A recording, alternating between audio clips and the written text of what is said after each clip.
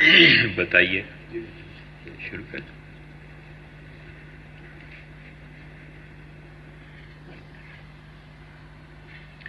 بسم اللہ الرحمن الرحیم۔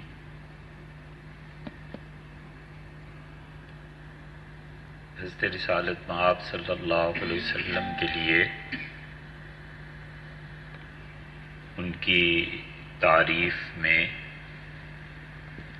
ان کے حقیقی کمالات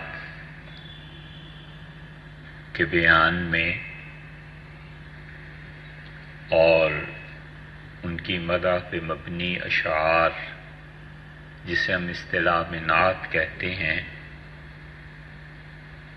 اردو کے مختلف شعراء نے ایسا کلام کہا ہے، اور نعت گوئی کا سلسلہ یہ ایک مستقل موضوع ہے کہ یہ کب شروع ہوا، اور یہ ایسی چیز ہے جس کا اختتام نہیں ہے۔ اللہ تعالی نے آپ ہی سے یہ بات ارشاد فرمائی کہ وَرَفَعْنَا لَكَ ذِكْرَكَ، اور ہم نے آپ کے نام، آپ کی یاد، آپ کی شان کو بلند کیا ہے۔ لَكَ ذِكْرَكَ، یہ جو نسبت ہے کہ آپ کے لیے، آپ کے واسطے آپ کی یاد کو بلند کیا ہے، یہ بہت پر اثر اور بامعنی بات ہے۔ مفسرین نے اس کی تشریح کی ہے، لیکن سر دست بات اتنی ہے کہ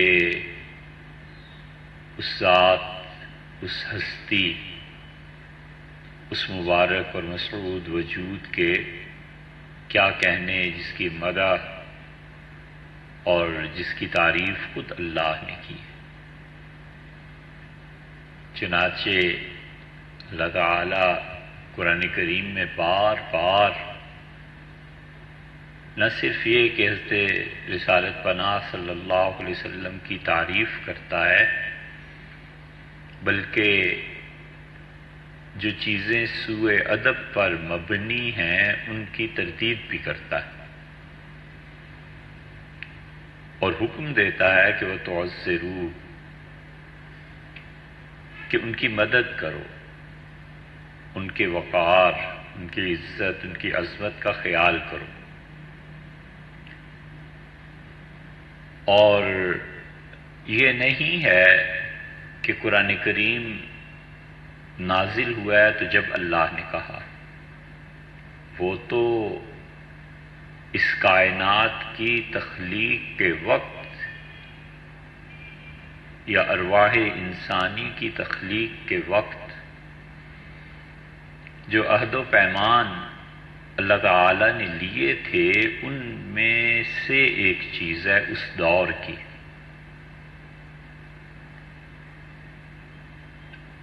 متعدد بیانات میں ہم نشاندہی کرتے رہتے ہیں کہ یہ کام اب تک نہیں ہوا اور کرنے کا ہے۔ یہ وہ گوشے اور خلا ہیں جن کی طرف اشارہ کرنے کا اور صراحت کبھی کرنے کا مقصد یہ ہوتا ہے کہ آئندہ آنے والی نسلیں ان موضوعات پر کام کریں۔ ہمارے بہت سے بچے یہ سمجھتے ہیں کہ اسلام پہ اب کیا کام رہ گیا ہے، ہر چیز کو اتنا لکھا پڑھا جا چکا ہے، اور ہم سمجھتے ہیں کہ وہ ذہین اور اہل علم افراد اب ملتے ہی نہیں ہیں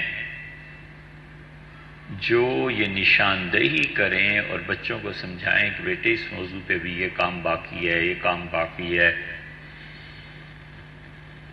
اور اتنا غیر مختتم، اتنا نہ مٹنے والا خلا باقی ہے کہ ہر دن نئے علمی کام سامنے آتے ہیں.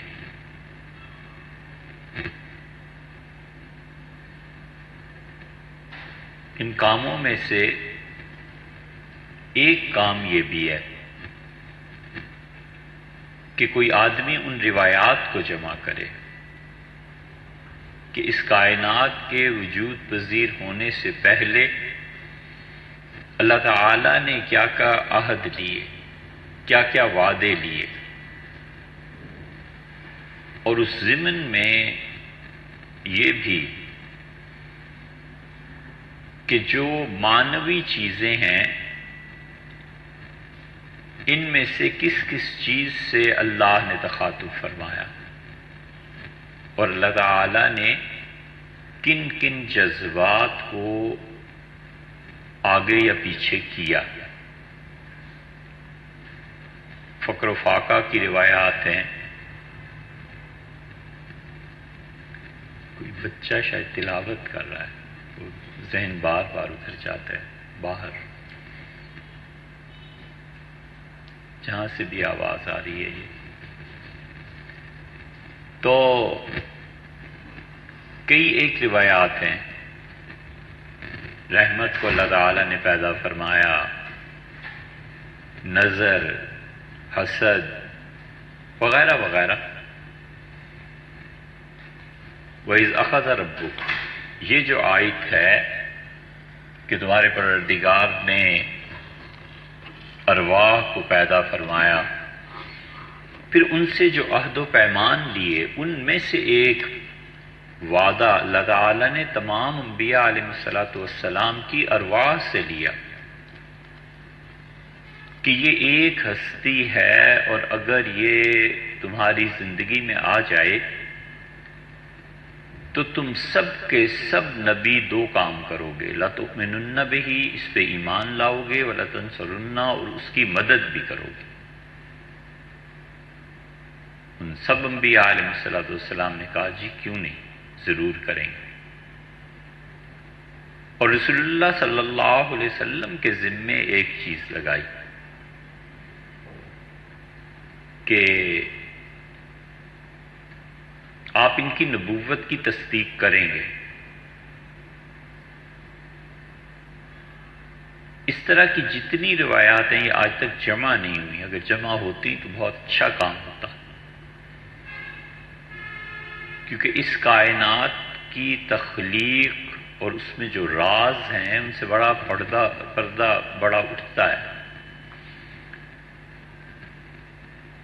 تو حضرت رسالت میں آپ صلی اللہ علیہ وسلم کی تعریف اس وقت سے جاری ہے.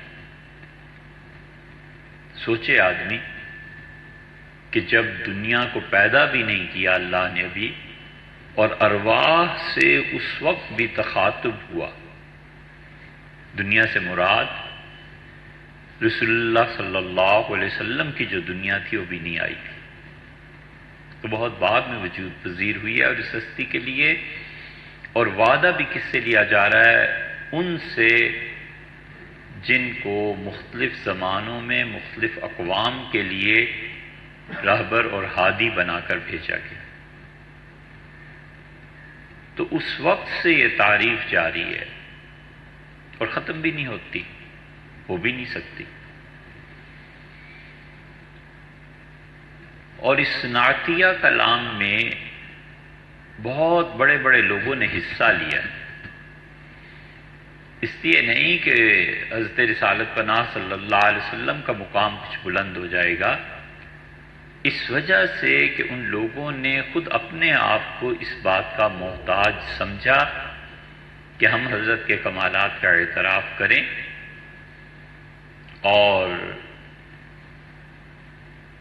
قیامت میں جو ان کے وصف نگاروں کو اور جو ان کی تعریف کرنے والوں کو اللہ تعالی کی طرف سے شاباشی دی جائے اور خدا کی طرف سے انعام ملے تو ہمارا بھی اس میں حصہ ہو. حسان بن ثابت رضی اللہ عنہ اور عبداللہ ابن رواحہ رضی اللہ عنہ اور کعب بن مالک اور کتنے ہی لوگ ہیں رضی اللہ عنہ، اور اس کے بعد تابعین اور تبع تابعین، اور مدتوں سے یہ سلسلہ جاری ہے۔ اور جو کوئی بھی آپ کے کمالات کا اعتراف کرتا ہے وہ حقیقت میں جس درجے کا آدمی ہوتا ہے اس درجے کی زبان بھی منتخب کرتا ہے، اور وہ اس درجے کے حقائق بیان کرتا ہے۔ ایسے بھی ملیں گے جنہوں نے اس کائنات کے ذرے ذرے میں حقیقت محمدیہ کو پایا اور دیکھا اور اس کا اعتراف کیا۔ بہت نازک مسئلہ ہے۔ اسی مسئلے کی نزاکت کی وجہ سے لوگوں نے اس سے حاضر و ناظر کا تصور لیا ہے۔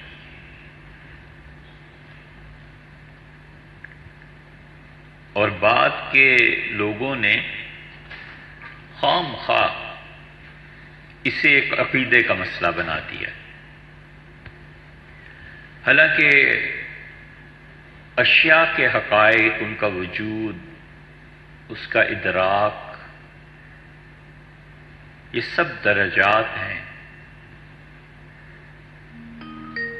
تو حضرت رسالت پناہ صلی اللہ علیہ وسلم کی حقیقت کو جو لوگ یہ سمجھتے ہیں کہ اس کائنات کے ذرے ذرے میں وہ جاری و ساری ہے،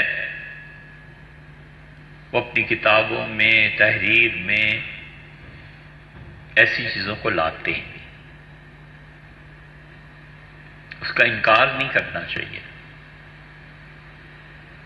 ان کا انکار کر کے آدمی اپنی کم علمی کا ثبوت فراہم کرتا ہے، اور اس کو عقیدے میں اس طرح داخل کر لینا کہ اس کے بغیر کوئی انسان مسلمان ہی نہیں رہ سکتا، یہ بھی ایک طرح کی زیادتی۔ تو علامہ اقبال نے 2 نظمیں اس سلسلے میں کہی ہیں۔ ایک نظم وہ ہے جس میں خدا کا جلال ٹپکتا ہے۔ اسپین کی سرزمین پہ مسجد قرطبہ کے متعلق جو انہوں نے کہا وہ اللہ تعالیٰ کی توحید اور خدا کے جلال پر مشتمل ہے، اور بہت طویل نظم۔ اردو کی ساری شاعری میں اتنی بامعنی اور اتنے عروج اور بلندی کے ساتھ شاید دوسری کوئی نظمیں نہیں۔ یہ 2 نظمیں علامہ کی ایسی ہیں کہ خود ان کے کلام میں ایسی چیزیں ملتی، جیسے کسی آدمی پہ حال طاری ہو جائے، ایک خاص چیز طاری ہو جائے، اور وہ مسلسل جو نزول ہو رہا ہے اس کے باطن پہ، اور اشعار ڈھلتے چلے جائیں، اور سونے کے یہ سکے اپنی کھنک کے ساتھ زمین پہ اس طرح گریں کہ اس کی گونج دنیا میں پیدا ہو۔ دوسری ان کی یہ نظم ہے ذوق و شوق ہے۔ اس کے اکثر اشعار انہوں نے فلسطین میں لکھے، اور فلسطین کے بعد کچھ اشعار انہوں نے لاہور آ کے بھی لکھے۔ اور علامہ کی زندگی کو آپ پڑھیں تو بہت مرتبہ ایک چیز لکھتے تھے، پھر اسے کاٹتے تھے، پھر اسے ٹھیک کرتے تھے، پھر مزید، اور اتنی رعنائی ہے اس میں کہ سید سلیمان ندوی اور مولانا عبد الماجد دریابادی کو خط لکھتے تھے کہ یہ الفاظ کیسے ہیں، فارسی میں یہ ترکیب استعمال ہوتی ہے یا نہیں ہوتی، اس لفظ سے یہ معانی مراد لیے جا سکتے ہیں یا نہیں۔ غالب اور اقبال دونوں میں یہ ہے کہ معانی ان کے سامنے بالکل سیال ہو جاتے ہیں، ایک چھوٹے سے لفظ کو اٹھا کر اتنا بڑا بنا دینا کہ وہ اصطلاح بن جائے، یہ ان کے بائیں ہاتھ کا کھیل۔ غالب بھی الفاظ کے ساتھ ایسے ہی کرتے ہیں اور علامہ بھی ایسے ہی کرتے ہیں، اور پھر اس میں جو گونج ہے، پھر اس میں جو موسیقیت ہے، یہ سب چیزیں ان لوگوں کے مد نظر رہتی ہیں۔ تو نعتیہ کلام جتنا بھی ہے اس میں علامہ اقبال کی جو نظم ذوق و شوق فلسطین میں جو لکھی گئی، یہ بہت کمال کی چیز ہے۔ اس نظم کے ایک ایک شعر میں ایسے ہے جیسے حضرت رسالت مآب صلی اللہ علیہ وسلم ان کے سامنے ہو، اور وہ ایک ایک چیز ان کی تعریف میں کہتے چلے جائیں، کہتے چلے جائیں، کہتے چلے جائیں، اور پھر اس کے باوجود جیسے دل نہ بھرے کہ ابھی کچھ اور بھی کہنا چاہیے۔ اس سے ان کا شعر میں، پوری نظم میں ایک طرح کی تشنگی بھی پائی جاتی ہے۔ ہر آدمی جو دل سے کتاب لکھتا ہے اور باطن کا خلوص اس میں پنہاں ہوتا ہے، تو اگر کبھی آدمی اسے سمجھے تو اسے لگتا ہے کہ پیچھے یہ مصنف بول رہا ہے۔ فلسطین گئے اور وہاں انہوں نے یہ نعت کے اشعار کہے ہیں، ذوق و شوق۔ اس کا جو دل اور اصل حصہ تھا وہ تو گزر گیا۔ لو بھی تو، قلم بھی تو، تیرا وجود الکتاب، 2 نشستوں میں۔ پھر خیال آیا کہ ساری کو ہی پڑھ لیتے ہیں، اس لیے کہ حضرت رسالت مآب صلی اللہ علیہ وسلم کا خیر سے ذکر کرنا، ان کے لیے کام کرنا، امت کے لیے ایسے مفید کام جس سے خلق خدا نفع اٹھائے، یہ سب چیزیں وہاں بہت عزیز ہیں۔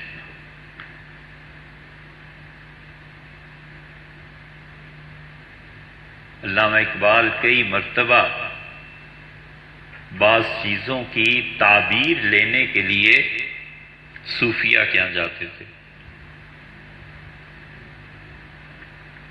یہ چیز پیش آئی ہے، یہ چیز دیکھی ہے، یہ چیز گزری ہے، تو بہت بلند پایا لوگ اس کو سمجھ کے پھر بتاتے تھے کہ اصل میں بات یہ ہے۔ کشمیر کے ایک پیرزادے تھے،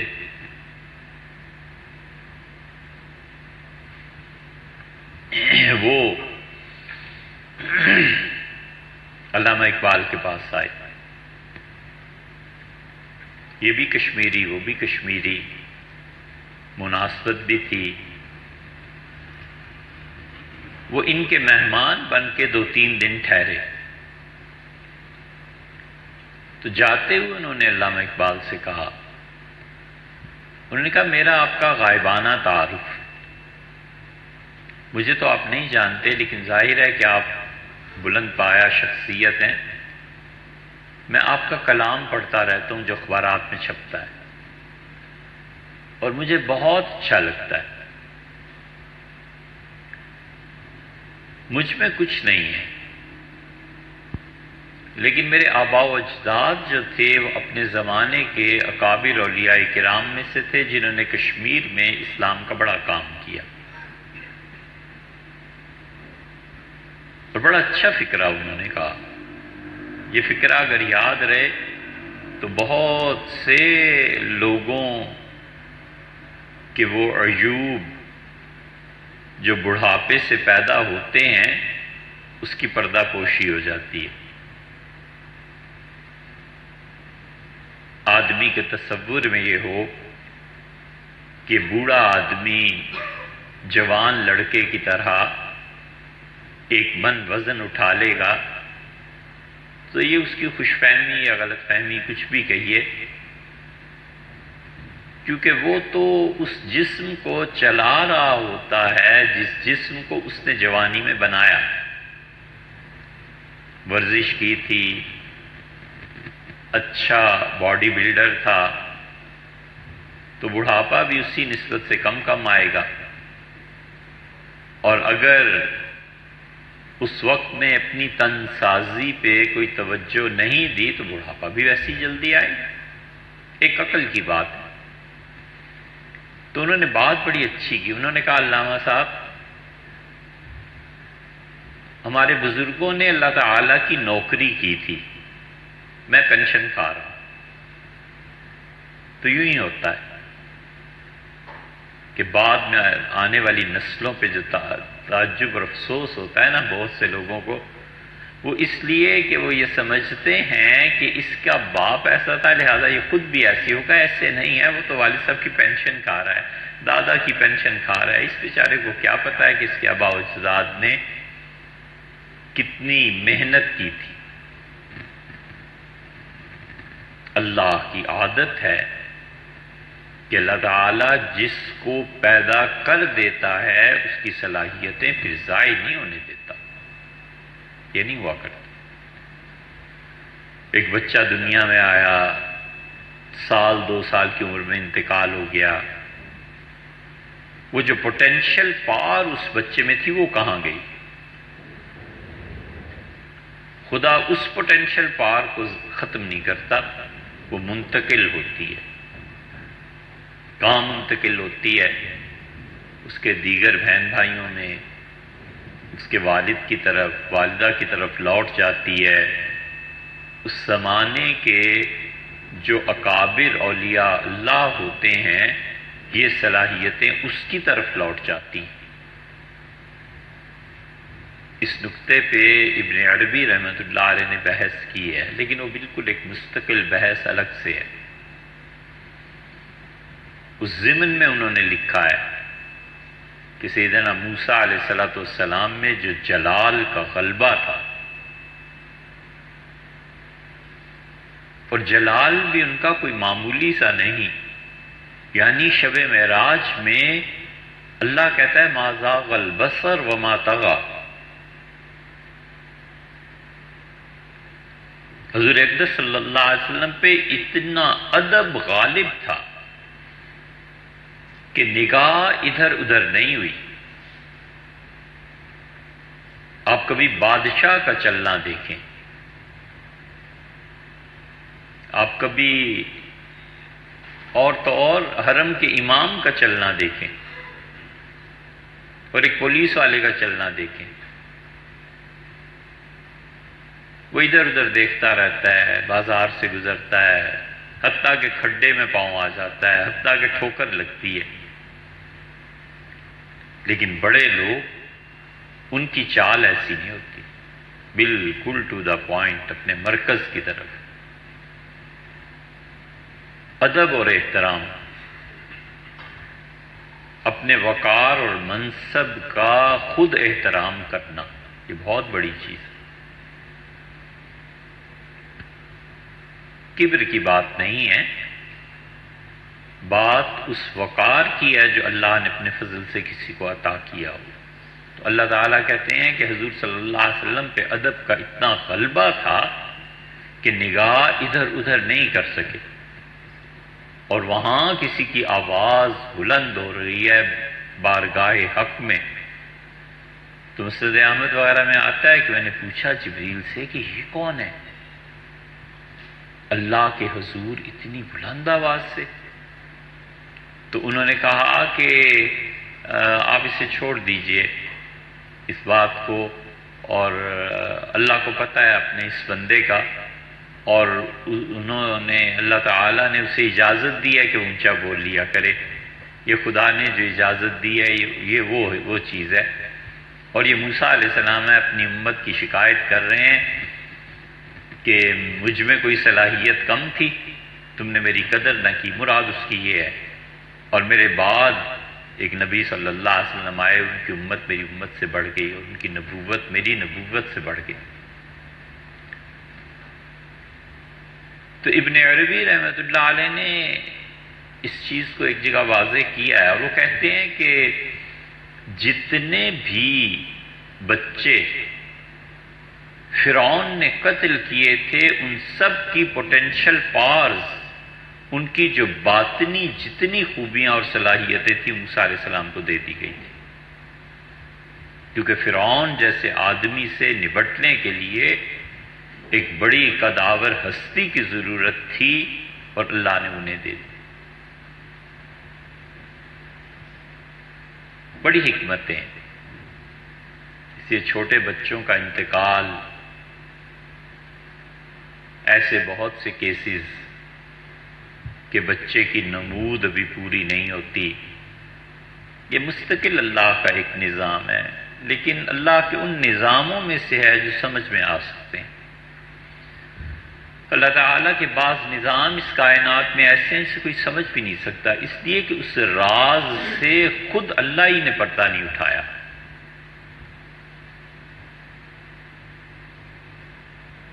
کوئی نہیں سمجھ سکتا۔ رزق ہے، یہ رزق کس کو کتنا ملتا ہے، کیوں تنگی کی جاتی ہے، کیوں کھلا ہاتھ دیا جاتا ہے، کوئی نہیں جانتا۔ یہ راز ایسا ہے جس پہ شاید قیامت تک بھی پردہ اس کا نہ اٹھ سکے کہ یہ رزق کی تقسیم آخر ہے کیا۔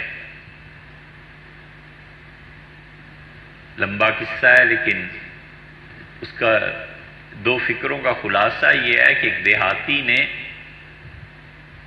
ہارون الرشید کو جواب دیا۔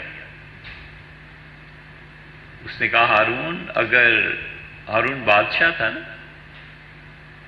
تو اسے کہا ہارون اگر رزق کی تقسیم علم اور عقل کی بنیاد پہ ہوتی تو ہم سب تو بھوکے ہی مر جاتے۔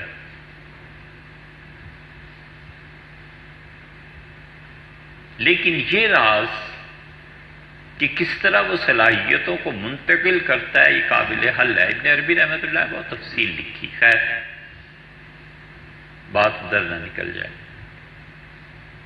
انہوں نے علامہ اقبال سے کہا کہ ہمارے بزرگوں نے محنت کی تھی، میں ان کی پینشن کھا رہا ہوں۔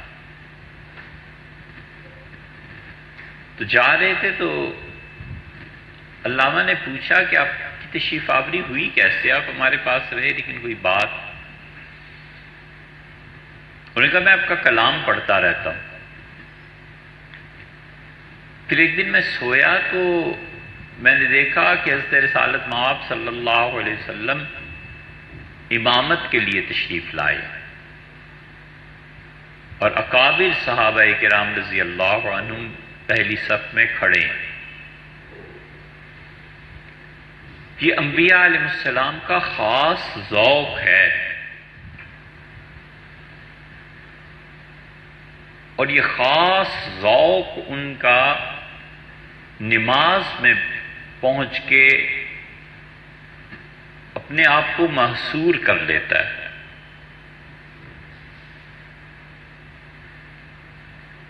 کہ مرنے کے بعد، یعنی مرنے سے مراد ظاہری زندگی کے ختم ہونے کے بعد بھی ان کی ارواح اللہ کی عبادت میں مصروف رہتی ہیں۔ اور خدا کا بہت بڑا احسان ہے کہ اس نے اس امت کے بڑے بڑے اکابر اہل علم و دانش کا حصہ رکھا ہے۔ بہت روایات ایسی ملیں کہ وفات کے بعد بھی عبادت میں مصروف۔ حضور اقدس صلی اللہ علیہ وسلم میں دونوں جہتیں جمع ہیں، توجہ الی الحق منقطع نہیں ہوتی، سروح مبارکہ کی مسلسل اتصال ہے تعالی شانہ کے ساتھ عبادت کا، اور ادھر دوسری طرف اپنی امت اور بسا اوقات امت سے بھی وسیع تر خلق کی طرف توجہ کر. دونوں طرف توجہات عالی ہیں، ادھر بھی اور ادھر بھی. بڑا گہرا مسئلہ ہے یہ. تو کہنے لگے میں نے دیکھا کہ اکابر صحابہ کرام رضی اللہ عنہ پہلی صف میں کھڑے ہیں، اور حضور صلی اللہ علیہ وسلم نے جب اقامت کہی گئی تو پیچھے مڑ کے دیکھا اور فرمایا کہ اقبال نہیں آیا. تو عرض کیا گیا کہ اقبال نہیں پہنچے، تو نماز پڑھانے کو موقوف کر دیا رسول اللہ صلی اللہ علیہ وسلم نے، اور کھڑے ہو کے آپ کا انتظار کرتے رہے، حتیٰ کہ جب آپ آئے ہیں تو انہوں نے نماز پڑھائی. تو میں نے آپ کو دیکھا نہیں تھا. مجھے بڑی حیرت ہوئی کہ یہ شخص اس درجے پہ فائز ہے کہ رسول اللہ صلی اللہ علیہ وسلم نماز میں اس کا انتظار کریں. تو آپ کو دیکھنے آیا تھا، آپ وہی آدمی ہیں جسے میں نے خواب میں دیکھا.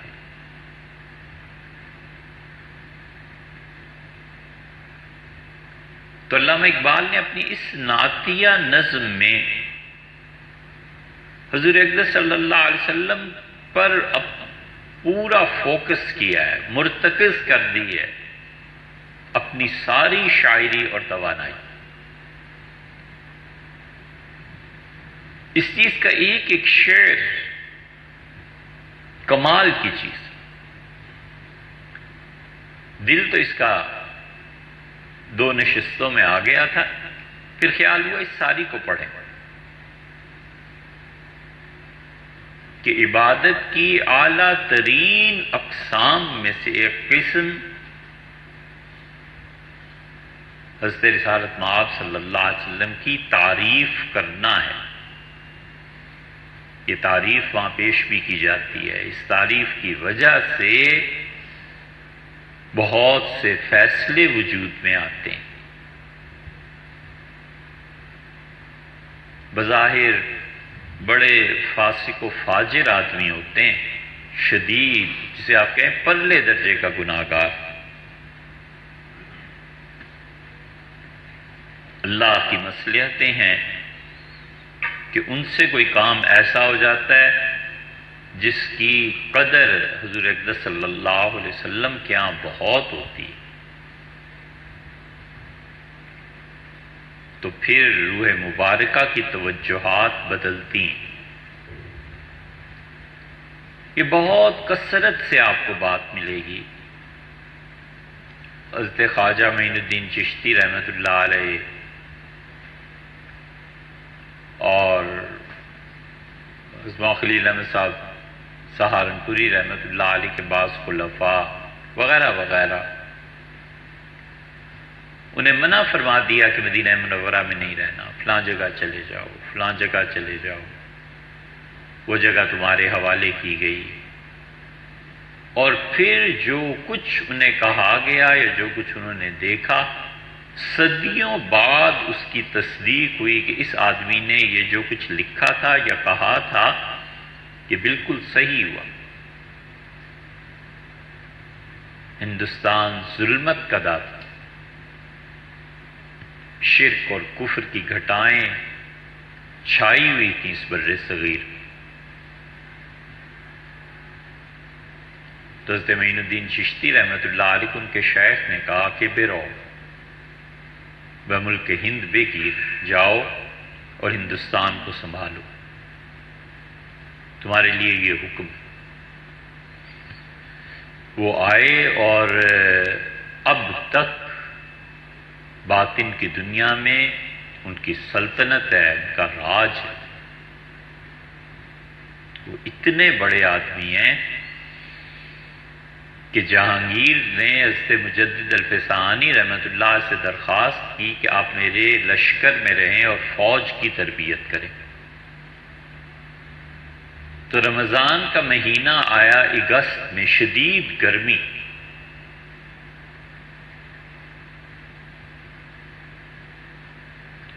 تو حضرت مجدد رحمۃ اللہ علیہ اجمیر شریف چلے گئے. ایک چلہ پورا رمضان کے علاوہ بھی 10 دن وہاں گزارے اور بار بار دعا مانگتے رہے کہ میری کوئی رہنمائی اللہ کی طرف سے ہو جائے کہ میں فوج میں جانا نہیں چاہتا اور سرہند میں اپنی خانقاہ ہے، بس ٹھیک ہے وہ. تو حضرت نے فرمایا کہ حضرت ایک دن تشریف لائے معین الدین چشتی رحمۃ اللہ علیہ، مجھ سے فرمایا کہ بالکل اس موقع کو ضائع نہیں کرنا، خانقاہیں آباد ہوتی رہیں گی، فوج میں جاؤ اور کام کرو. اس سے بھی آگے کی بات ہے جو بہت سے مفتی حضرات کے فتوے کی زد میں آئے گی کہ بات نہیں بیان کرنی چاہیے، لیکن حضرت مجدد رحمۃ اللہ علیہ کا یہ حال ہوا کہ وہ درخواست کی پیرزادگان سے کہ جو قبر شریف پہ چادر پڑی ہوئی ہے دے دیں، انہیں پیش کر دی. حضرت مجدد الفسانی رحمۃ اللہ کی اہلیہ نے کہا کہ حضرت نے مجھ سے فرمایا کہ میرے کفن میں یہ شامل کر دیں.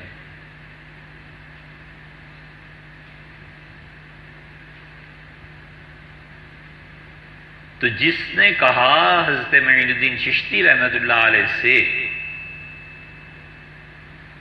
اب اس وقت یہ فکرے آئے، اور اگر بات کا ہندوستان عملاً اس کی تصدیق نہ کرتا تو لوگ کہتے یہ سب جھوٹ تھا یار، کچھ نہیں، ایسے ہی خواب تھا، یہ تھا. آنے والی صدیوں نے تصدیق کی کہ وہ جو کچھ کہا اور دکھایا گیا تھا وہ بالکل برحق تھا. اس ظلمت کدے میں، اس کفرستان میں انہوں نے اللہ کی توحید اور ان چیزوں کی محنت کی. اور کمال یہ ہے کہ مٹے ہوئے لوگ ٹیشو پیپر، کمال یہ ہے کہ ان لوگوں میں اپنے نفس کا کوئی ادعا نہیں ہے. کمال یہ ہے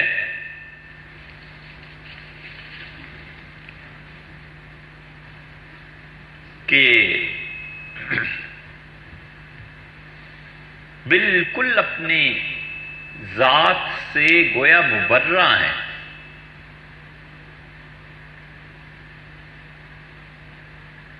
یہ مٹنا اور اپنے لیے وجود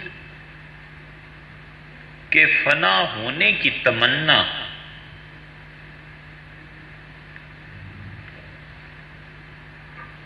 بغیر کسی مجاہدے کے مطلقاً صرف بیعت سے ہی پیدا ہو جائے.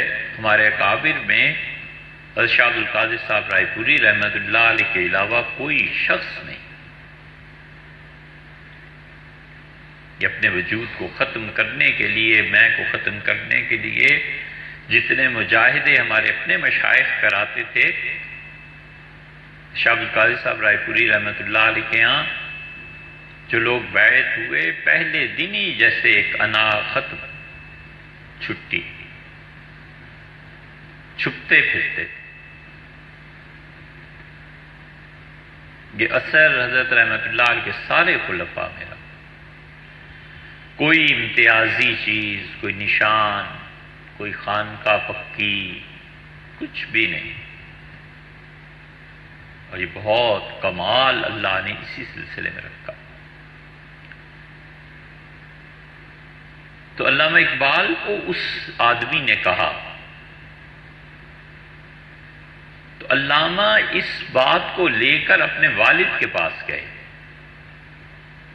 تو ان کے والد نے انہیں تسلی دلائی کہ جن لوگوں کا نام حضرت رسالت مآب صلی اللہ علیہ وسلم کیا لیا جاتا ہے، میرا بیٹا انہی میں سے ایک ہے.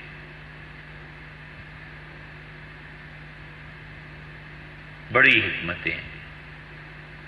ان کا پیغام وہاں تک پہنچا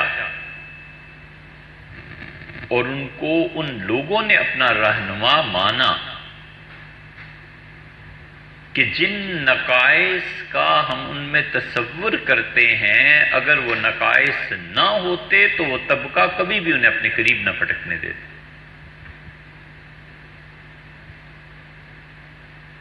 ان کا پیغام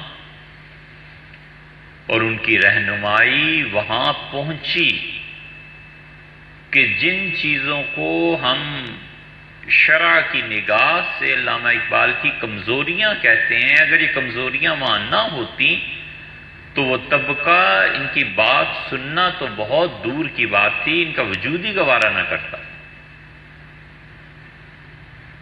کیونکہ ان میں رعونت بہت تھی، اپنے علاوہ کسی کو مانتے ہی نہیں تھے. یہ تو حفیظ اہل زباں کب مانتے تھے؟ بڑے زوروں سے منوایا گیا.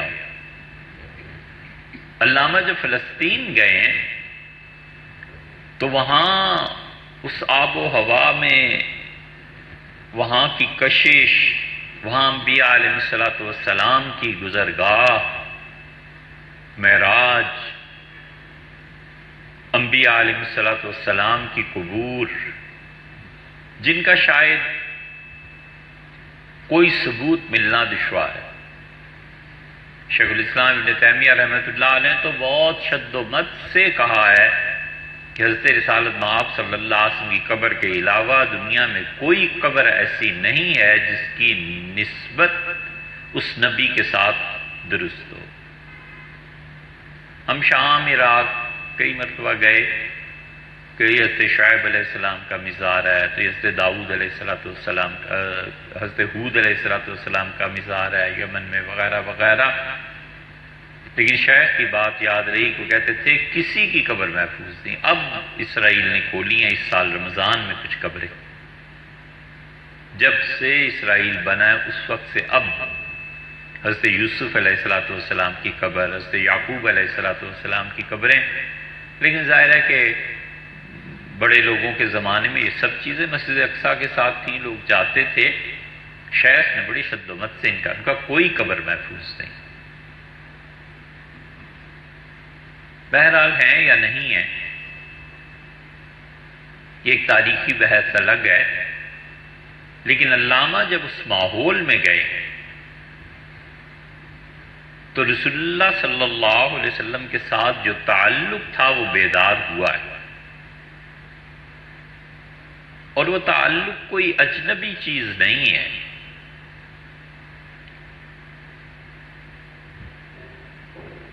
اب تک اہل دل جب تقدیر طے کرتی ہے کہ وہاں حاضری دینی ہے تو مہینوں پہلے اس کشش کو محسوس کرتی ہے جو بارگاہ عالی میں. اس کے اثر سے نعتوں کا کہنا، اس کے اثر سے حدیث کی طرف متوجہ ہونا، اس کے اثر سے رسول اللہ صلی اللہ علیہ وسلم کی محبت میں اضافہ، یہ سب چیزیں غالباً اس کشش سے ہیں جو وہاں ہے. تو انہوں نے اس فضا میں یہ نعت کہی، اور بیسٹ تھنگ جسے کہتے ہیں نا نعتیہ کلام میں، زبردست چیز ہے یہ. علامہ اقبال میں ان کے سارے کلام میں یہ خاص چیز پائی جاتی ہے کہ وہ جز سے کل کو سمیٹ لیتے ہیں، جز دیکھ کے کل پر چلے جاتے ہیں. چند چاول آسان لفظوں میں کہ دیکھ کے دیکھ کا فیصلہ کر لیتے ہیں، یہ کم لوگوں میں ہوتی ہے.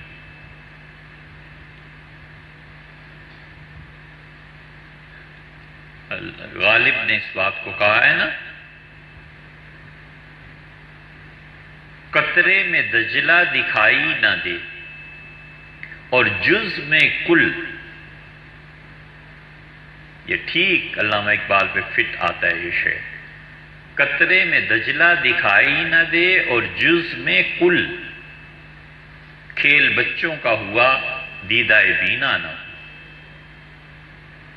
کہتے ہیں جس شخص کو دریائے دجلہ کے پانی کے متعلق ایک اس کا چلو اور قطرہ بھر لیں اور یہ شخص فیصلہ نہ کر پائے اور اسے جز دیکھ کے کل کی حقیقت نہ پتہ چلے تو یہ بچوں کا کھیل ہے. پھر تو کوئی دانشور آدمی ایسا نہیں ہوتا.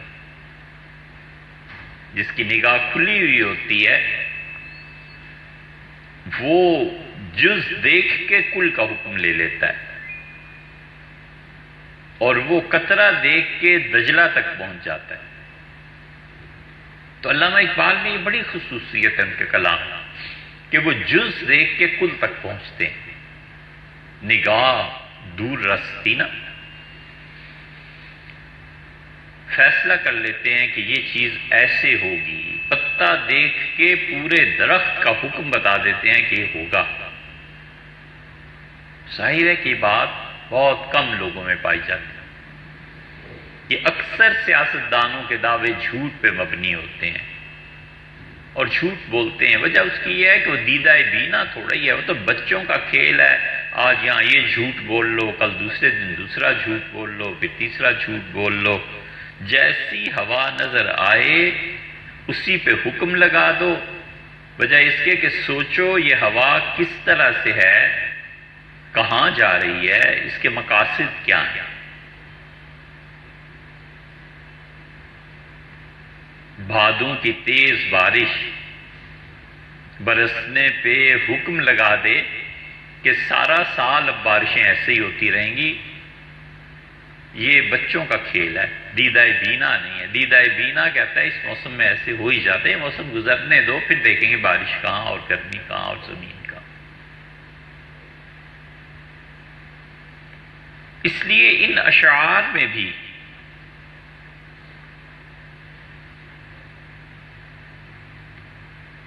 وہ جو نعت کی صورت میں حضور اکرم صلی اللہ علیہ وسلم کا مرتبہ بیان کرتے ہیں اور جس طرح انہوں نے آغاز کیا ہے، کمال کی چیز.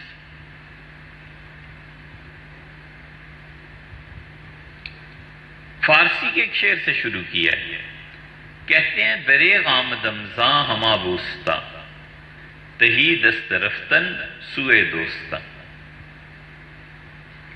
یہ چیز میرے لیے رکاوٹ لا رہی ہے، میں رک رہا ہوں کہ میں نے جس باغ کی سیر کی ہے، تہی دست رفتن سوئے دوستاں، تو یہ بڑی محرومی کی بات ہے کہ اس باغ کی سیر میں جو پھل مجھے ملے ہیں، جو اچھے اچھے رنگ کے اور ذائقے کے یہاں ثمرات مجھے ملے ہیں، میں اپنے دوستوں کے لیے نہ لے جاؤں. تو یہ تو بڑی چھوٹی بات ہے. کہنے کا مقصد یہ کہ اس سفر میں جو کچھ ورود ہوا ہے اور جو کچھ میں نے سیکھا ہے، میں ان ساری چیزوں کو یہاں سے لے جا رہا ہوں تاکہ اپنے دوستوں کو چکھاؤں اور دکھاؤں کہ اس پھل کو دیکھو، اس کا کتنا اچھا رنگ ہے، اس کو سونگھو، اس کی کتنی اچھی خوشبو ہے اور اس کو چکھو، ذائقہ اس کا دیکھو. اور نام رکھا ہے ذوق و شوق. ذوق ذائقہ سے نکلا ہے نا، اور ذائقہ چکھنا، ٹیسٹ کا معلوم کرنا. یہاں ذوق چلنے کے معنی میں، چلنے کی جو صلاحیت ہے اس کو کہتے ہیں ذوق، راستہ. اور جو قوت اس چلنے کے لیے توانائی فراہم کرتی ہے اس کو کہتے ہیں شوق. ایک ذوق ہے، چلنے کا راستہ ہے، پتہ ہونا چاہیے کیا ہے، اس کا اختتام کہاں ہے، اس کا آغاز کیا ہے. اور یہ ذوق آدمی میں پیدا ہوتا ہے دیکھ کے، اور شوق پیدا ہوتا ہے اندیکھے۔ ذوق نظر کی پیداوار ہے اور شوق دل کی آنکھ کی پیداوار ہے۔ تین چیزیں الگ الگ ہیں۔ ایک ہے نظر، ظاہری حسن کا احاطہ کرتی ہے، اور ایک ہے ذہن، عقل، جو اس کی تصویر کشی کرتی ہے، اور ایک ہے دل جو اسے قبول یا رد کرتا ہے۔ تو ذوق و شوق کیا چیز ہے کہ راستہ چلنے کا ہے،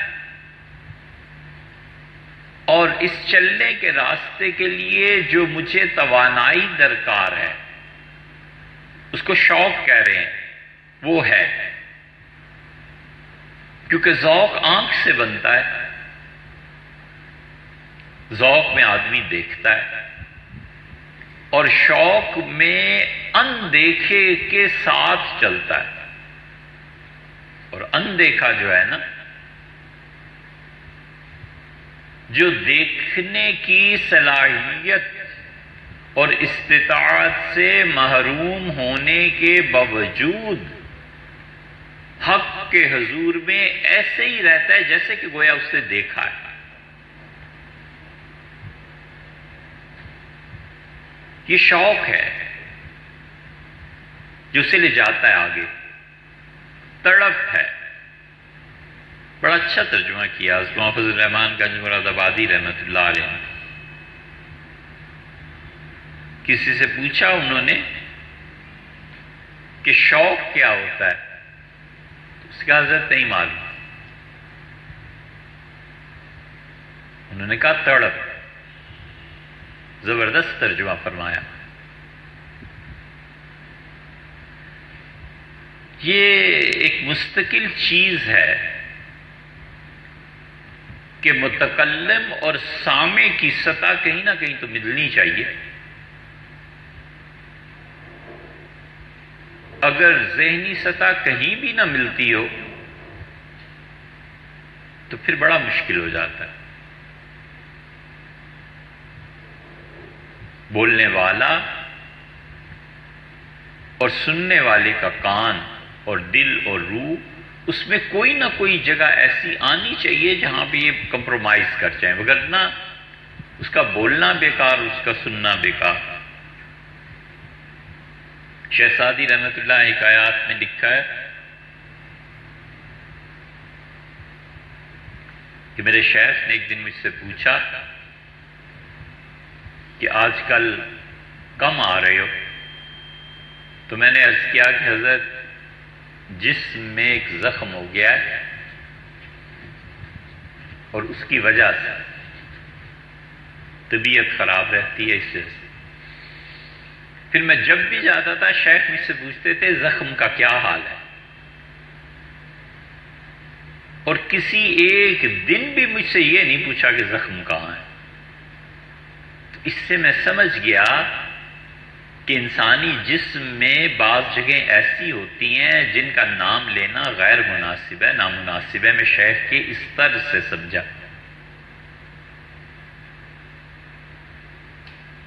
تو بچوں کو یہ حکایت پڑھاتے ہوئے ہم نے سوچا کہ خود اس نتیجے تک پہنچنے کے لیے بھی تو سادی کا دماغ چاہیے۔ اگر سادی کا دماغ نہ ہو تو شیخ کے اس تجاہل عارفانہ کو یا ان کا نہ پوچھنے کو کوئی سمجھے کیسے کہ کیوں نہیں پوچھ رہے۔ تو یہ بہت مرتبہ ہوتا ہے۔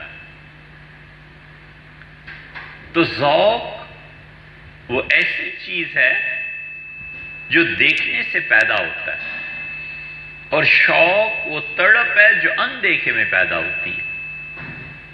اندیکھے کی محبت بڑی شدید ہوتی ہے۔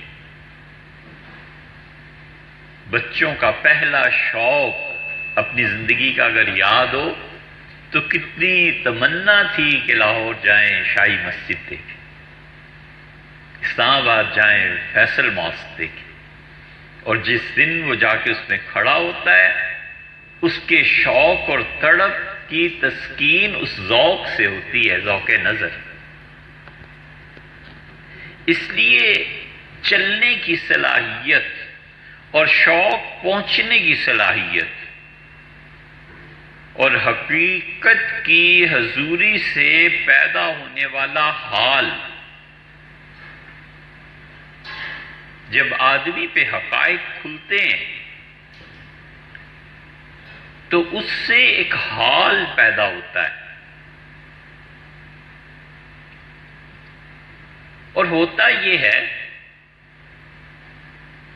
کہ علامہ جو کہتے ہیں نا، یہاں سے انہوں نے شروع کیا، فارسی کا آسان سا شعر ہے کہ انہوں نے کہا کہ میں باغ کی سیر کرنے آیا ہوں اور یہاں سے کچھ پھل اپنے دوستوں کے لیے نہ لے جاؤں تو یہ صحیح نہیں ہے، یعنی میں اسے کروں گا، لے کے جاؤں گا۔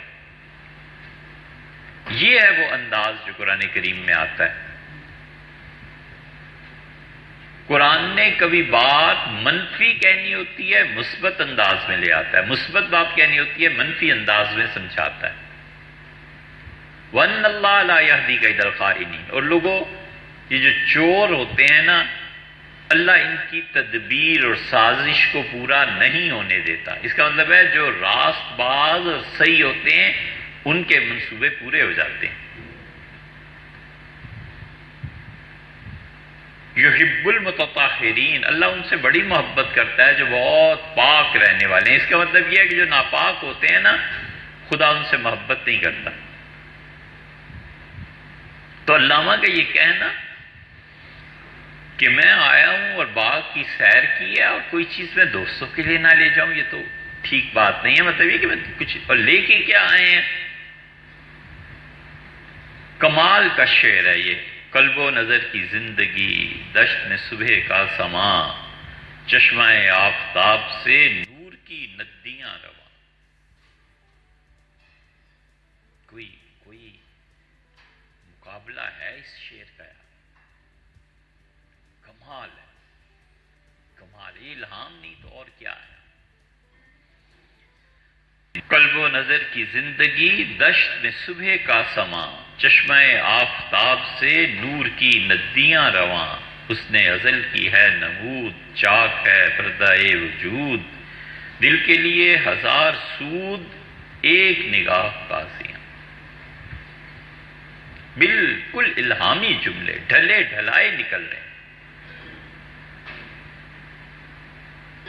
کسی کافر نے پوچھا علامہ سے، بڑا پڑھا لکھا تھا، اس نے کہا اقبال تم جیسا آدمی یہ مانتا ہے کہ قرآن نبی صلی اللہ علیہ وسلم پہ ایسے نازل ہوا ہوگا اور وحی آئی ہوگی؟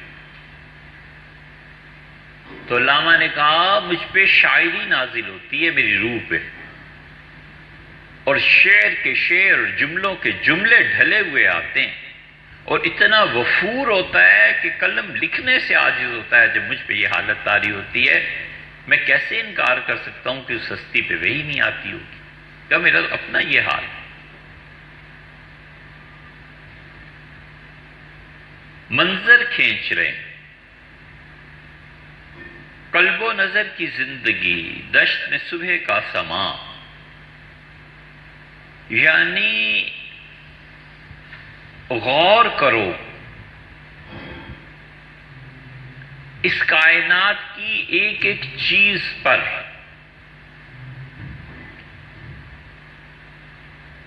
تو عارف باللہ جو ہے وہ اس کائنات کی کسی بھی چیز کو دیکھتا ہے اور ایک جذبے کی کہیں وہ نفی نہیں کر سکتا کہ دیکھنا اس کو بنانے والے تک پہنچاتا ہے۔ ایک عام نظر ضائع ہو جاتی ہے اور عارف باللہ کی نظر کبھی ضائع نہیں ہوتی، اس لیے کہ بیکار دیکھتا ہی نہیں ہے۔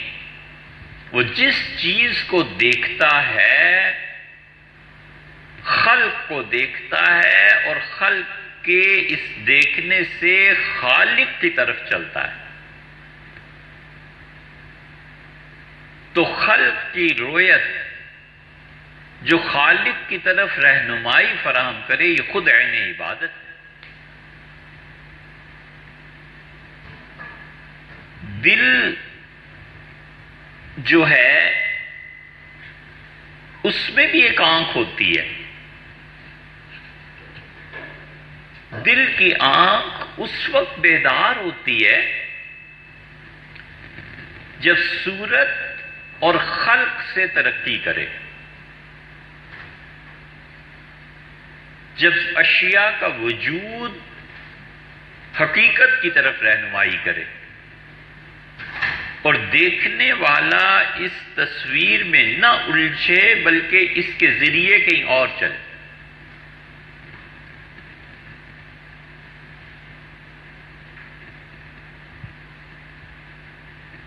اس میں بھی بڑا قصہ ہے.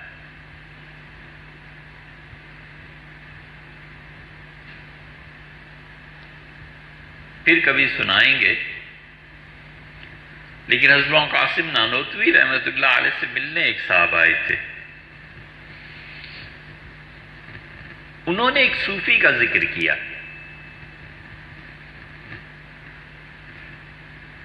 اور انہوں نے کہا کہ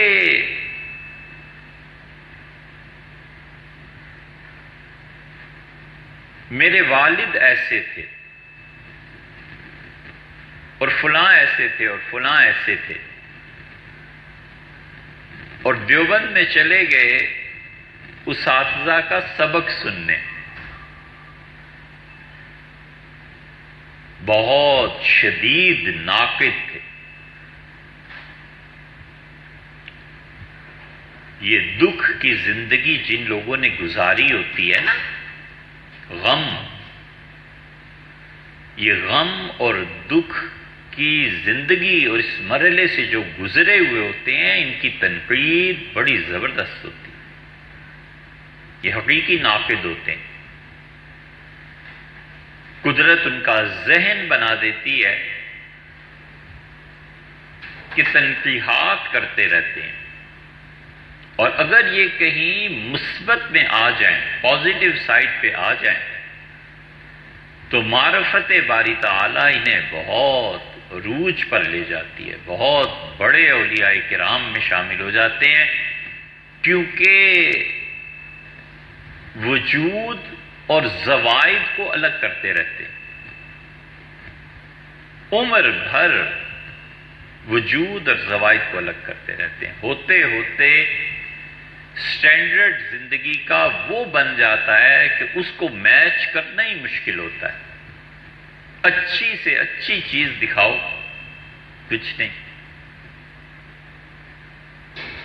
بہترین چیز کا انتخاب کرو، اس ناقد کی نگاہ اس چیز پر جا کر پڑتی ہے، کہتا ہے یہ کیا ہے؟ کچھ بھی.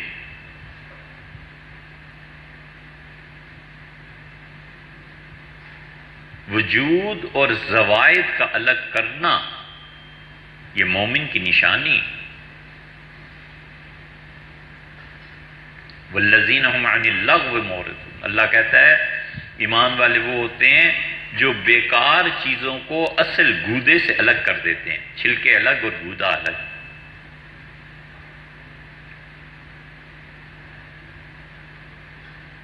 غالب نے بھی کہا ہے نا، کیا شعر ہے غالب کا؟ تمثال آئینہ ہوں. آ جائے گا یار کسی وقت. اس کا دوسرا مصرع ہے کہ ایسا کہاں سے لاؤں کہ تجھ سا کہیں جسے. نہیں، وہ اور شعر. تمثال آئینہ ہوں مگر اتنا ہوں ناقبول، منہ پھیر لے وہ جس کے مجھے روبرو کرے. اور شعر.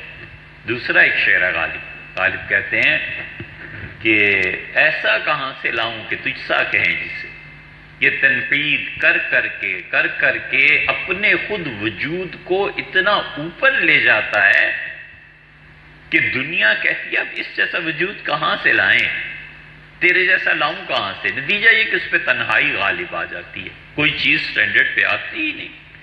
جب تنہائی غالب آ جاتی ہے تو پھر وہ اپنے وجود میں کبھی اتنا گم ہو جاتا ہے کہ اس پہ اپنے وجود کی حقیقت کھلتی ہے، اور جس شخص پہ اپنے وجود کی حقیقت کھل جائے وہ معرفت باری تعالیٰ کے بہت بڑے گیٹ میں داخل ہو جاتا ہے، بادشاہ کی سواریاں وہاں سے گزرتی ہیں۔ یہ ہوتا ہے، رندہ چلاتا رہتا ہے نا اپنے اوپر بھی، سب چیزوں پہ لوگ اس پہ رندہ چلاتے رہتے ہیں، تو نتیجہ یہ نکلتا ہے اس کا۔ تو وہ بڑی لمبی کہانی ہے، دیوبند میں وہ گئے، مختلف اساتذہ کے سبق سنتے رہے، کیا کیا چیزیں انہوں نے دیکھی، اور انہوں نے تنزیہ ایک جملہ کہا، انہوں نے کہا ہاں سب کو دیکھ لیا، کیا ہے دیوبند نے رکھا، پیران می پرند مریدان می پر آنند۔ حضرت مولانا قاسم نانوتوی رحمۃ اللہ علیہ تشریف فرماتے، مولانا نانوتوی رحمۃ اللہ علیہ کی حقیقت کسی پہ کھلے تو گونگا ہو جائے۔ حضرت مولانا قاسم صاحب رحمۃ اللہ علیہ کے علوم کی ادنا جھلک کسی پہ برسے تو پاگل ہو جائے، اتنے بڑے آدمی تھے۔ اللہ نے ان کی ساری صلاحیتوں کو مجسم صورت میں دارالعلوم کی شکل میں ظاہر کیا، اب تک وہ فیض پھیل رہا ہے کہاں کہاں۔ وہی بات ہے، اللہ اپنی بنائی ہوئی چیز کو ضائع نہیں کرتا، اسے باقی رکھتا ہے۔ تو انہوں نے اصل میں طنز کیا حضرت پہ، حضرت بولتے نہیں تھے، چپ رہتے تھے۔ تو وہ آئے تھے ایک طرح سے امتحان کے لیے، اور انہوں نے حضرت شیخ الہند رحمۃ اللہ علیہ سے درخواست کی کہ حضرت سے کہیں کچھ بات کریں، دوست تھے نا، تو اس نے کہا یہ میرا دوست جو ہے نا یہ جا کے ہر جگہ بدنام کرے گا حضرت کو، تو حضرت کو کہیں کچھ بولیں۔ تو حضرت شیخ الہند رحمۃ اللہ کو حضرت سے بڑی محبت تھی، ان کا میں کیوں کہوں بولیں، محض اس وجہ سے کہ تمہارے دوست حضرت کو سنیں اور جا کے تعریفیں ہوں، میں حضرت کو زحمت نہیں دوں گا کبھی بھی، نہ مانے تمہارے دوست، نہ تعریف کریں، کیا فرق پڑتا ہے۔ تو اس پہ وہ جلائے، اور انہوں نے حضرت پہ طنز کرتے ہوئے کہا کہ پیران می پرند مریدان می پر آنند، پیر نہیں اڑتے، مرید اڑا دیتے ہیں البتہ۔ اس قصے میں آگے چل کے انہوں نے کے متعلق کہا کہ انہوں نے ان پہ وجود کی وحدت کا غلبہ تھا، پتہ چلا جے پور میں ایک اونٹنی آئی ہوئی ہے اور کیا خوبصورت اونٹنی ہے، وہاں دیکھنے چلے گئے، اونٹنی بیٹھی ہوئی تھی اور لوگ اس کے گرد کھڑے تماشا دیکھ رہے تھے اس کی خوبصورتی کا، اور بلا تکلف جا کے اونٹنی کے گلے میں باہیں ڈال دی اور کہا سبحان اللہ، کہاں ظہور فرمایا ہے۔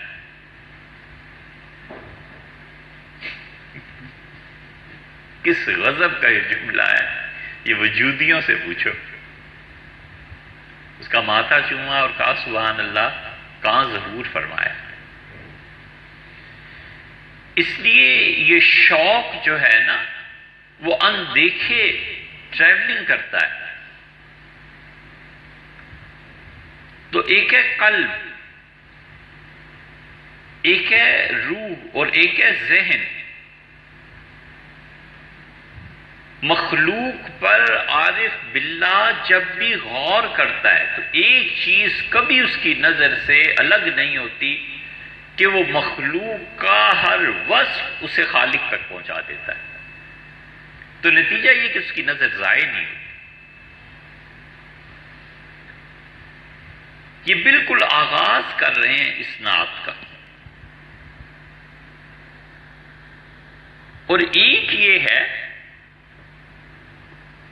کہ کوئی آدمی دیکھتا ہے اور اس کی نظر خلق تک پہنچ کے محدود رہ جاتی ہے یہ جتنی نظریں خلق تک محدود رہتی ہیں یہ خالق اور سالک کے درمیان حجاب پیدا کر دیتی، اور جتنی نظریں اس سے ہٹ کے اصل مرکز تک پہنچ جاتی ہیں وہ دل کی آنکھ کو روشن کرتی ہیں، دل کی آنکھ کھلتی ہے۔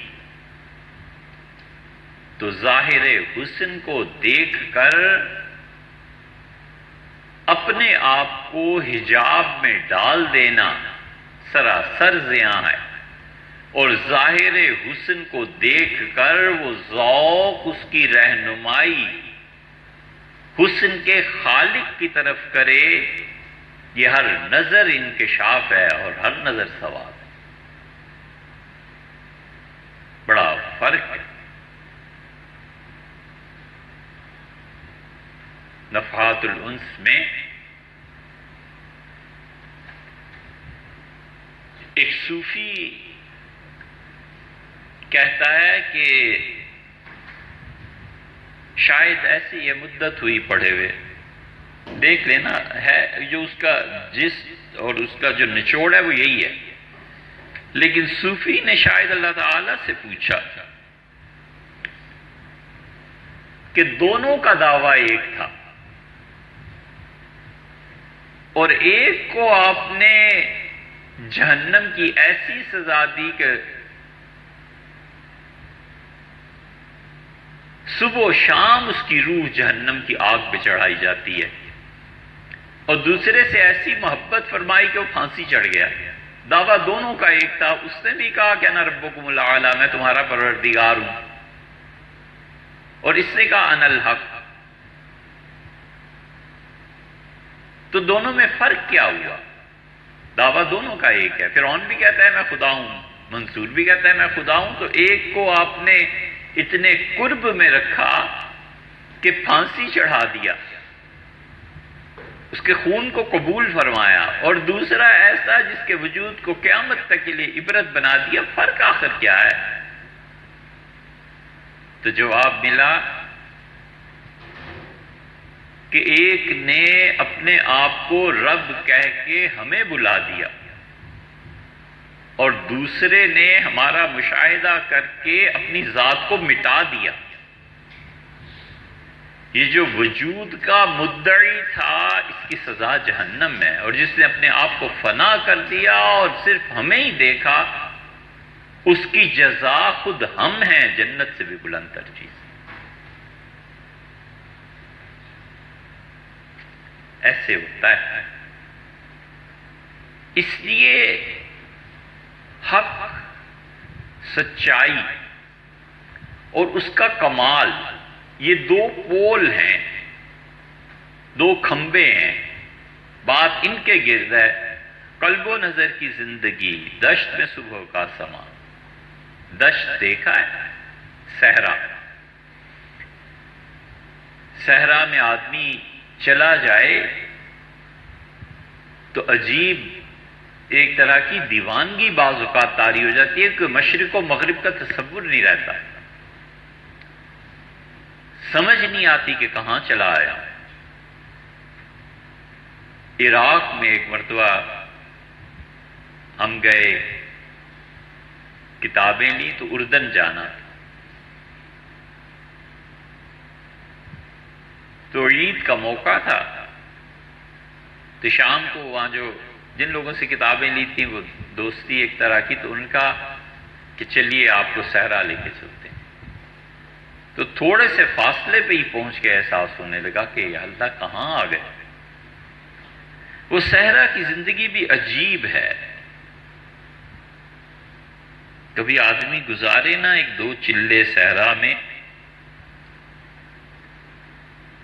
اور مشیت الہیہ بھی رہنمائی کرے، تو پھر پتہ چلتا ہے کہ حضرت اقدس صلی اللہ علیہ وسلم کو صحراؤں کے جو سفر کرنا پڑا اور ریتیلے علاقے جو دیکھنے پڑے، کیا چیزیں کھلی ہوں۔ نبوت سے بھی الگ چیزیں جو ہیں ان کی بات کر رہے ہیں، ورنہ تو نفس نبوت کوئی معمولی چیز تھی۔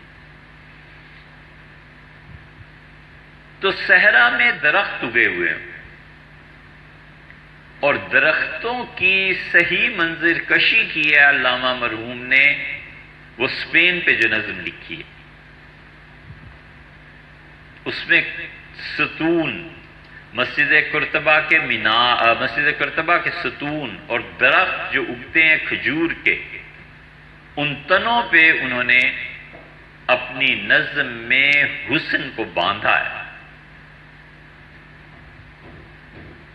دل کی بھی ایک آنکھ ہوتی ہے،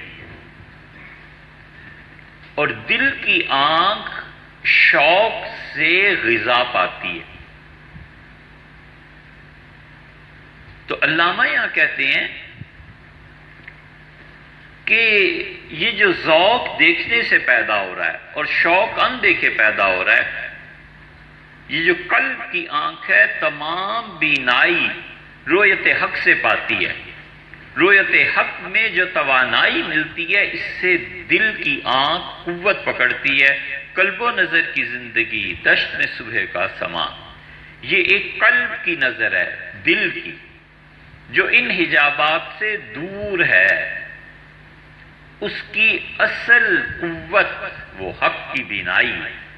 وہ عارف باللہ جو خلق کو دیکھ کے، مخلوق کو دیکھ کے اصل خالق حقیقی تک پہنچتا ہے نا، قلب وہ چیز ہے، اور ایک ہے ظاہر کی نظر۔ ان دونوں کی زندگی میں صبح کا سما بہت اہمیت رکھتا ہے۔ صبح اٹھو اور دیکھو کہ صحراؤں میں زندگی کیسے نمو پاتی۔ نمو کہتے ہیں نا تدریجاً کسی چیز کے بڑھنے کو، تدریجاً کسی چیز کے پھیل جانے کو۔ چشمہ آفتاب سے نور کی ندیاں روا، اور تصور میں لاؤ کہ دل کی آنکھ دیکھتی ہے آفتاب کو۔ آفتاب اور سورج کو ہمیشہ خدا کے جلال کا مظہر سمجھا گیا ہے۔ اب تک جتنی تہذیبیں دنیا میں دریافت ہوئی ان آثار قدیمہ کا اگر آپ مطالعہ کریں تو یہ آثار قدیمہ میں ہمیشہ سورج کی تصویر اللہ کے جلال کو دکھایا گیا، اور چاند اللہ کے جمال کی نمائندگی ہے۔ ہڑپا میں، موہنجو داڑو میں، اس سے بھی قدیم ترین تہذیبیں جو چین میں بھی دریافت ہوئی ہیں، یہ گوشہ اب تک خالی ہے۔ کسی آدمی نے کتاب و سنت کو پڑھا ہو اور وہ آثار قدیمہ کی تحقیق کرے تو پھر اسے پتہ چلے کہ قرآن کن کن گوشوں کی طرف رہنمائی کرتا ہے۔ حضرت رسالت مآب صلی اللہ علیہ وسلم نے اگر یہ کتاب لکھی ہوتی یا خدا کی یہ وحی نہ ہوتی، سوال ہی پیدا نہیں ہوتا کہ وہ چیزیں سامنے آتی۔ یہ جتنے آثار قدیمہ اب دریافت ہوتے چلے جا رہے ہیں، بڑا سامان ہے اس میں اللہ تک پہنچنے کا، اور بڑا سامان ہے قرآن کو سمجھنے کا۔ قرآن ایک لفظ کہہ کے گزر جاتا ہے، انہ هو رب الشعرا، اور اللہ یہ اشارہ ستارہ جو ہے اس کا پروردگار ہے۔ اشارہ ستارہ ہے کیا چیز؟ اللہ پوری کائنات کا ہی پروردگار ہے۔ اللہ نے خاص طور پہ کیوں کہا؟ یہ ایک فقرہ، ایک آیت، اس آیت میں بھی رب الشعرا کہ اللہ اشارہ ستارے کا رب ہے، یہ پورا آثار قدیمہ کا ایک باب ہے کہ یہ ستارہ کون سا تھا، کون اس کی پرستش کرتے تھے۔ یہ شرک کی کس قسم پہ اللہ نے چوٹ لگائی ہے، اللہ نے اس پہ ٹھوکر لگائی ہے، اور کس کے اس باطل پروردگار کو پاش کیا ہے۔ یہ ایک فکرہ ہے، اس کی تحقیق میں عمر گزر جائے۔ آثار قدیمہ اب تک جتنے دریافت ہوئے، چاند خدا کا جمال اور سورج معبود حقیقی کا جلال۔ علامہ کہتے ہیں تم اس چشمہ آفتاب سے نور کی ندیاں رواں، کہ ان چیزوں پر غور کرو۔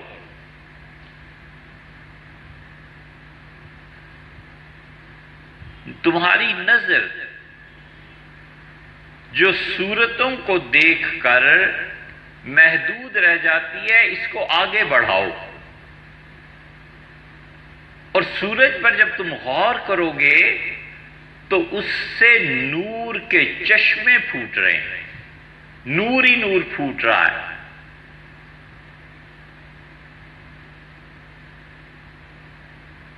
زمان اور مکان دونوں سے علامہ نے نکال دیا۔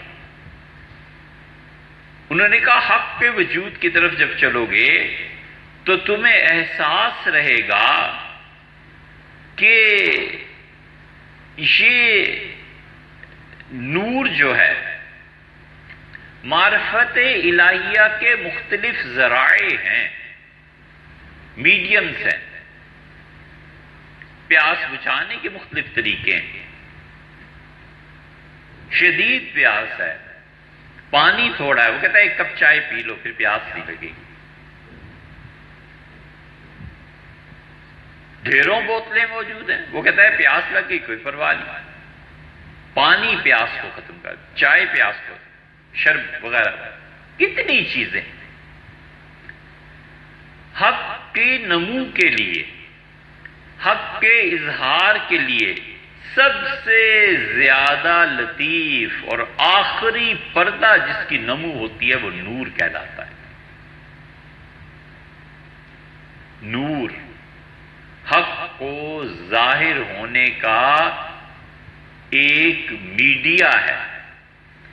اس لیے معرفت الہیہ کا نور جو ہے نا، یہ مختلف ذرائع سے ظاہر ہوتا ہے اور ایسی ذات کی رویت کی طرف اشارہ ہے جو غائب بھی ہے اور حاضر بھی، ظاہر بھی ہے اور باطن بھی۔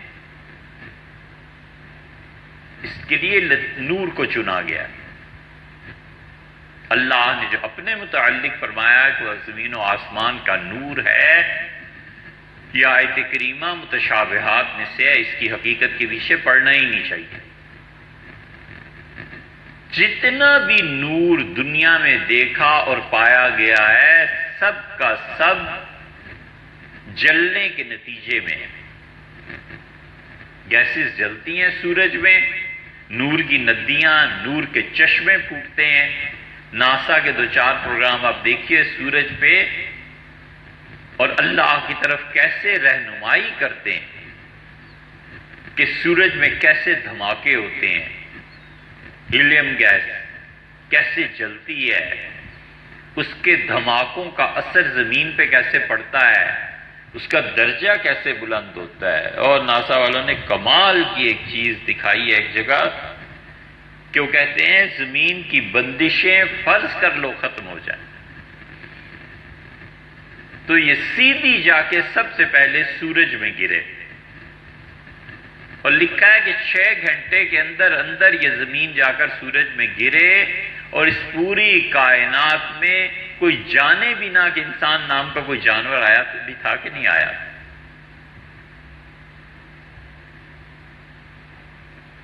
حضور اقدس صلی اللہ علیہ وسلم جب گہرا اندھیرا مدینہ منورہ میں چھا جاتا تھا تو بالکل سہم جاتے تھے، بار بار چکر لگاتے تھے، مسجد میں ہیں، گھر تشریف لے گئے، گھر سے تشریف لائے، مسجد میں حاضری ہوئی۔ صحابہ کرام، حضرت عائشہ رضی اللہ عنہ فرماتی ہیں میں نے پوچھا تو آپ نے فرمایا میں ڈرتا ہوں کہ قیامت تو نہیں آنے والی۔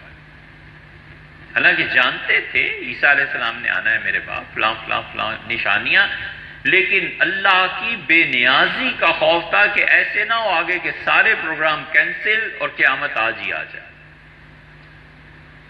حتیٰ کہ بارش برستی تھی تو دعا مانگتے تھے کہ اللہ ایسی بارش دے جس سے تیری مخلوق کو نفع پہنچے۔ تو اس لیے یہ نور جس کو ہم روشنی کہتے ہیں یہ ایک الگ ہے، اور اللہ نور ہے آسمانوں کا اور زمین کا۔ شاہ ولی اللہ صاحب رحمۃ اللہ حجت اللہ البالغہ میں بڑا اچھا جملہ، ایک جملہ لکھ کے سارے علم کلام پہ ایک طرح سے انہوں نے صفات باری تعالیٰ پہ ایک فیصلہ صادر کر دیا۔ شاہ صاحب رحمۃ اللہ علیہ کہتے ہیں اللہ کی تمام صفات متشابہات میں سے چھٹی، جو کہتے ہیں کچھ حاصل نہیں تمہیں اس کا، صفات باری تعالیٰ پہ ایمان لاؤ اور باقی ساری صفات خدا کی متشابہات میں سے ہیں۔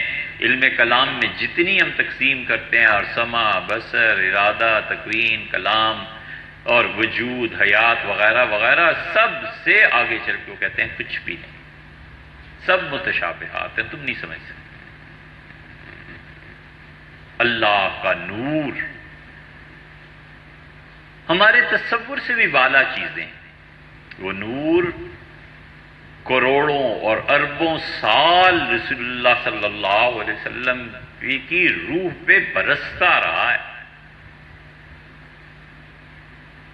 اس لیے جو علم اس ذات میں تھا نا، اور رسول اللہ صلی اللہ علیہ وسلم جس معرفت الہیہ کے مقام پر فائز تھے، وہ امت پوری کے لیے اس کا احاطہ ممکن ہی نہیں ہے۔ یتیمے کے نہ کردہ قرآن درست، وہ یتیم بچہ جو پڑھ لکھ نہیں سکتا تھا، کتب خانہ چند ملت بشت، اس نے کتنے ہی قوموں کے کتب خانے کتابیں پڑھی ہوئی ہیں اور بیکار ہو گئی جب اس کی تعلیم سامنے آئی۔ سعدی نے کتنا اچھا یہ جملہ کہا ہے، یتیمے کے نہ کردہ قرآن درست، کتب خانہ چند ملت بشت۔ وہ یتیم بچہ جو لکھنا پڑھنا نہیں جانتا تھا، اس کے علم نے کتنی ہی قوموں کے کتب خانوں کو دھو ڈالا۔ رسول اللہ صلی اللہ علیہ وسلم کی شان علم جو ہے، وہ کوئی آدمی کیا کوئی تصور ہی نہیں ہے اس کے بارے میں۔ اسی لیے رسول اللہ صلی اللہ علیہ وسلم نے عبداللہ ابن مسعود رضی اللہ عنہ کے علم کی تعریف فرمائی تھی۔ وہ جملہ تو حدیث میں جو آیا ہے اس کا ایگزیکٹ یعنی الفاظ نہیں ہے، لیکن اس کا مفہوم یہ ہے کہ ابن مسعود کو اللہ نے اتنا علم دیا ہے کہ یہ صبح و شام پلٹتا ہے۔ صبح معرفت کی سطح کچھ اور ہوتی ہے، شام کو اور ہوتی ہے۔ ہمارے زمانے میں سمجھنا تھوڑا سا آسان ہو گیا ہے، جیسے کیمرہ لگا دیتے ہیں نا ایک بیج پہ، یہ پکچرائز کیا ہے سائنٹسٹ جو ہیں، پھر وہ پھوٹتا ہے، پھر اسے دکھاتے ہیں کیسے وہ درخت تک پہنچتے پہنچتے پہنچتے، جو اسے 10 سال فرض کر لگے ہوں گے، یہ شاید 1 منٹ میں 10 منٹ میں اس کی پورا بنا دیتے ہیں کہ یہ دیکھو یوں ارتقاء ہوتا ہے۔ باری تعالیٰ کی معرفت اس سے بھی کہیں بلند و بالا۔ تو کہتے ہیں یہ جو کثرت کا نظام ہے تمہاری دنیا میں، دل اس کثرت کے نظام کو توڑ کر حقیقت واحدہ کی طرف لے جاتا ہے۔ کثرت کا نظام ہے، یہ رنگ اچھا لگا، وہ خوشبو اچھی لگی، یہ نور اچھا لگا، یہاں کی تاریکی بڑی اچھی ہے، یہ سب کثرت ہی تو ہے۔ عارف باللہ اس کثرت کو وحدت کی طرف لے جاتا ہے اور وہ کہتا ہے سب اللہ کی جانب سے۔ یہ جو عارف باللہ کو وحدت حقیقی کی رہنمائی کی طرف رہنمائی اور معرفت نصیب ہوتی ہے نا، اس مقام پہ پہنچ کے سالک تمکین اختیار کرتا ہے۔ ان تصب کا حسنۃ، اے نبی صلی اللہ علیہ وسلم، اگر آپ کی حیات طیبہ میں کچھ اچھے دن آ جائیں تو ان منافقوں کو بڑا دکھ پہنچتا ہے کہ امن سے کیوں رہ رہے ہیں، اور اگر آپ کی حیات طیبہ میں کچھ آزمائش کے دن آ جائیں تو یہ بڑے خوش ہوتے ہیں۔ اور پھر آگے کہتا ہے سورہ نساء میں، قُلْ كُلٌّ مِّنْ عِنْدِ اللَّهِ، ان سے کہ یہ دونوں چیزیں، ہر چیز اللہ ہی کی طرف سے ہے، اچھے دن ہیں یا برے دن ہیں۔ جب سالک اپنے مقام پر جم جائے تو پھر اس کے لیے مدح اور قدح دونوں برابر ہو جاتی ہیں، لوگوں کی گالیاں اور تعریف دونوں برابر ہو جاتے ہیں۔ کانٹا چبھنے پہ اور پھول کی خوشبو پہ دونوں میں اپنے حدود میں رہتا ہے، قرآن کہتا ہے فَمَا لِهَٰؤُلَاءِ الْقَوْمِ، ان منافقوں کو کیا ہو گیا ہے، لَا يَكَادُونَ يَفْقَهُونَ حَدِيثًا، یہ اتنی چھوٹی سی بات نہیں سمجھ پاتے۔ تو اس لیے دل کی آنکھ کثرت کے نظام کو حقیقت واحدہ سے جوڑتی ہے، تو نتیجہ اس کا یہ نکلتا ہے کہ موت کا خطرہ باقی نہیں رہتا۔ وہ کہتا ہے زندگی بھی موت ہے اور موت بھی زندگی ہے۔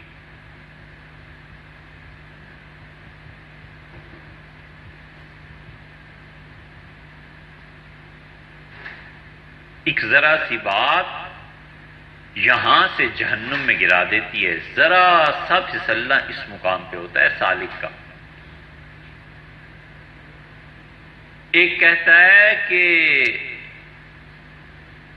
وجود کی وحدت ہے اور مظاہر مختلف ہیں، بالکل ٹھیک کہتا ہے۔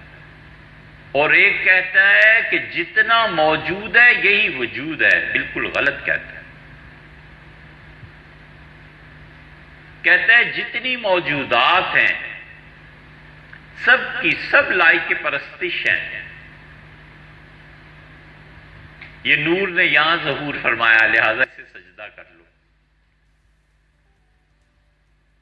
یہ بیل اگ رہی ہے اور اس کا کوئی جڑ نہیں ہے، کیا بات ہے، عقل انسانی میں آ ہی نہیں سکتی کہ پودا بغیر جڑ کے اگ جائے۔ وہ کہتا ہے اسے بھی سجدہ کر لو۔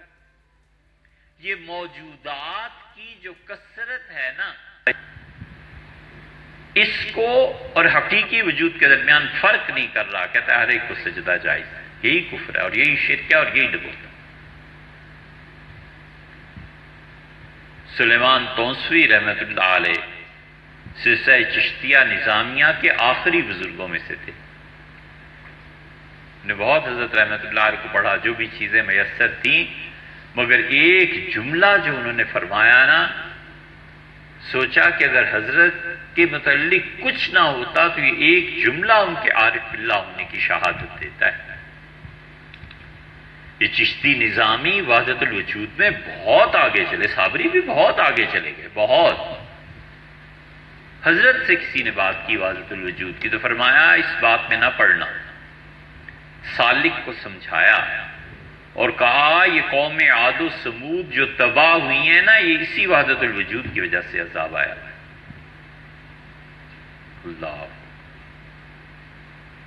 تونسا شریف میں اتنی گہری بات کہی کہ کیا کہنے اس بات کی گہرائی کے، کہ مطلب یہ تھا کہ یہ شرک یہیں سے شروع ہوتا ہے کہ جتنی موجودات ہیں یہیں سے پاؤں پھسلتا ہے، سب کی سب اس وجود حقیقی کا حصہ ہیں اور ان کی بھی عبادت کرو، یہ عبادت اسی کی عبادت ہے نہ، یہ کفر ہے ولیعذ باللہ۔ اور یہ کہ حقیقی وجود ایک ہی ہے، عبادت صرف اس کی ہے، اور یہ جو مظاہر تم دیکھتے ہو یہ عارف باللہ کو بتایا جاتا ہے کہ اسے دیکھو اور ہم تک پہنچو، اقرار کرو ہمارا وجود کا اسباب کرو، اور یہی دین ہے۔ اس کی تشریح حضرت شاہ ولی اللہ صاحب رحمۃ اللہ نے بڑی اچھی کی ہے۔ یہ تو پہلا شعر بھی نہیں ہوا، چلیے آئندہ سے انشاءاللہ۔